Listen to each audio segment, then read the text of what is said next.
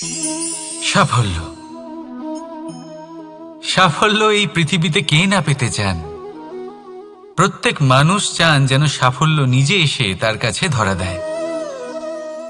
এবার সাফল্য তাদের কাছে এসে ধরা দেয় যারা নিজের পা ধরাতলে রেখে চলেন, যারা স্বপ্নের জগতে বিচরণ না করে বাস্তবের মাটিতে পা রেখে চলেন এবং তাও দৃঢ়তার সাথে।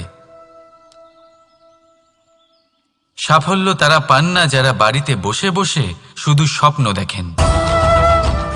সাফল্য নিজে থেকে তাদের কাছেই আসে যারা নিরন্তর চেষ্টা করেন, যারা পরিশ্রম করেন আর নিজের এই জীবনকে অন্যের কাছে সফল করে দেখান। তাহলে সিদ্ধান্ত হলো আপনার। সফল সবাই হতে চান, স্বপ্ন সবাই সার্থক করতে চান। স্বপ্ন তখনই সার্থক হয় যখন পরিশ্রম করবেন, আর সাফল্য তখনই আপনার সাথে থাকবে যতক্ষণ আপনি বিনম্র থাকবেন। তাহলে আসুন আমার সাথে ভালোবেসে বলুন, রাধা রাধা। এই পুষ্প দেখতে পাচ্ছেন আপনি? কি সুন্দর এই পুষ্প। সবাই চায় এরকম কোনো এক পুষ্প সে নিজের করে নেবে, নিজের কাছে রাখবে। এবার ভাবুন, এই পুষ্প যে সম্মান পায় তা কিসের জন্য পায়? শুধু কি তাকে সুন্দর দেখতে বলে? আসুন আপনাকে একটা কথা বোঝাই।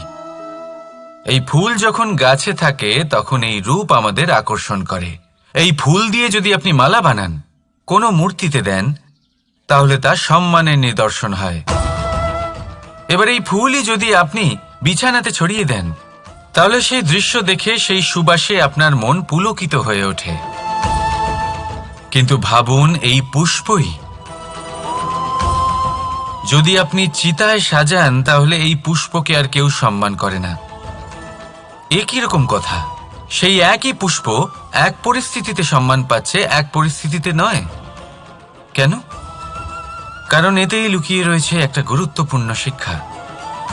এর সারমর্ম হলো এটাই যে এই সম্মান ব্যক্তি বা বস্তুকে করা হয় না, সম্মান করা হয় সময় এবং পরিস্থিতিকে। এবার এই যে সময়, তা কখনোই আমাদের বশে থাকে না। আমাদের বশে থাকে পরিস্থিতি। আমাদের পরিস্থিতি কেমন হবে তার সিদ্ধান্ত স্বয়ং আমরাই নিই। আর যেরকম আমাদের পরিস্থিতি হবে সেরকমই আমাদের সম্মান করা হবে।